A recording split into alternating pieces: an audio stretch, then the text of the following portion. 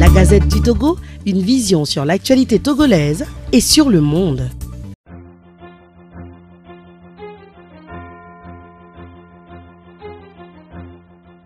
Mesdames et messieurs, bonjour. Dans une sous-région est-africaine où les bruits de bottes se sont fait attendre, il n'y a pas très longtemps, dans certains palais présidentiels, et que dans d'autres, on reste accroché au pouvoir politique, le Sénégal continue de faire honneur à sa réputation de nation stable et démocratique. La chose ne mériterait pas pour autant d'éloges s'il n'y avait pas entre-temps de graves menaces qui avaient pesé sur ce qu'on appelle l'exception démocratique à la sénégalaise dans ce précaré français plutôt réfractaire à l'alternance politique au sommet de l'État. Quel que soit ce que l'on puisse reprocher au procès démocratique sénégalais, il reste et demeure un cas d'école qui inspire et qui donne envie, et si possible, à copier et voire tricher. Et ici, la tricherie, souvent proscrite dans le système éducatif, prend une connotation positive dès lors qu'elle peut servir au bonheur des peuples qui ont soif de changement de système politique. Les élections législatives anticipées de dimanche dernier, au Sénégal, sont une illustration palpable de la maturité politique d'un peuple qui sait dire non à ses leaders politiques qui ne mènent pas à bon port le navire. Le mérite revient surtout aux institutions qui gèrent la vie politique du pays et surtout les processus électoraux. Lorsqu'il s'était agi de reporter la présidentielle et de prolonger le mandat de Macky Sall de manière inconstitutionnelle, on a vu la mobilisation de la société civile, de tout un peuple, et que les institutions judiciaires ont donné raison, et donc une élection présidentielle a eu lieu. Les résultats, on le connaît, le scrutin a été surprenant. Un leader de l'opposition fraîchement sorti de prison, qui incarne les aspirations des jeunes à une vie meilleure, a remporté la victoire. De la prison à la présidence, les leaders du PASTEF n'ont fait qu'un seul pas. Et voici de nouveau, ils ont réalisé un score spectaculaire aux législatives anticipées pour avoir obtenu la confiance du peuple afin de s'attaquer à la corruption et garantir l'espace civique des droits fondamentaux et des libertés publiques. Certes, la démocratie sénégalaise était menacée. Elle a pris des coups durs, mais elle a réussi à surmonter les obstacles de tous ordres et ces violences lors de la campagne législative ont fait craindre le pire, surtout que l'ancien président Macky Sall, sûrement trompé par ses marabouts, a cru qu'il pourrait encore reprendre la main. C'est oublier la détermination d'un peuple qui connaît le prix et la valeur de la liberté reconquise. La société civile, très active, et les institutions judiciaires indépendantes ont servi de contrebalance efficace et en résistant aux tentatives présidentielles de s'accrocher au pouvoir. Ils veilleront certainement encore au grain pour que les nouvelles autorités de Dakar n'abusent pas de la confiance placée en elles et sombrent dans les dérives, le pouvoir saoule parfois, dit-on. À voir de près, on dirait même que le Sénégal est un pays spécial. Certains diront un pays béni des dieux de la Terenga, de l'hospitalité en Wolof.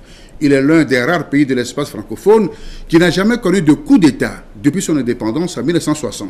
Il n'est pas non plus confronté au type de menaces sécuritaires qui ont conduit d'autres pays de la sous-région à applaudir les hommes en treillis venus les libérer du joug des fléaux de la corruption et de la mal-gouvernance.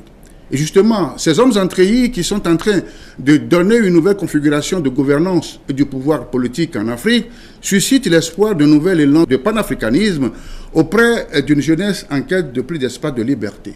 Mais alors, vont-ils réussir ce pari et sortir véritablement du jeu du néocolonialisme? Ils seront jugés par rapport à leurs résultats. Et c'est en cela que ce qui se passe actuellement au Mali ne peut manquer d'interpeller tout observateur politique.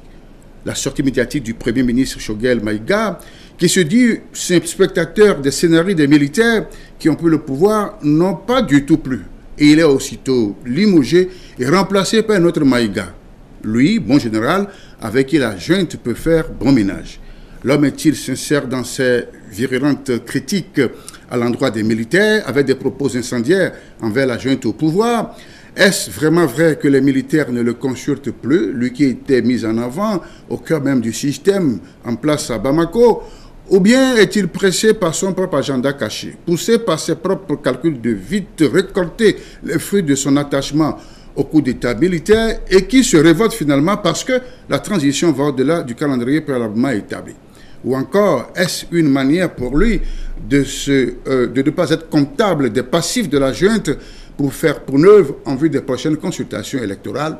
La question reste à poser. Dans tous les cas, Choguel Maïga a certainement appris la leçon. La leçon que dans une révolution militaire, on ne parle pas en désordre. On ne met pas à nu sur la place publique les acquins du pouvoir militaire. Il a oublié qu'un gouvernement militaire n'est pas un temple de contradiction, des débats sans cesse rebondissants où l'esprit critique l'emporte sur le dogmatisme des idéologies. Faut-il y voir une dérive autoritaire de ces juntes militaires, puisqu'au Mali, au Burkina, en Guinée et dans une moindre mesure au Niger, on a commencé par mettre en prison tout esprit contestataire, à mesurer la presse et à réduire l'espace des libertés publiques.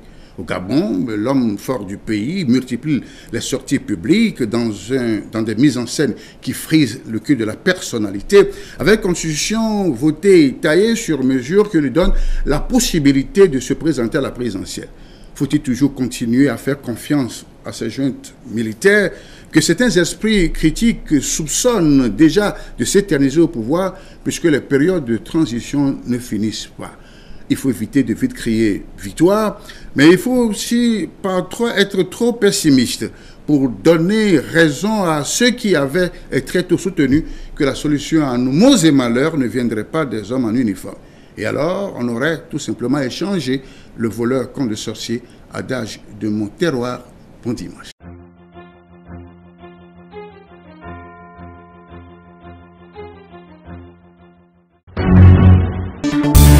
La Gazette du Togo, une vision sur l'actualité togolaise et sur le monde.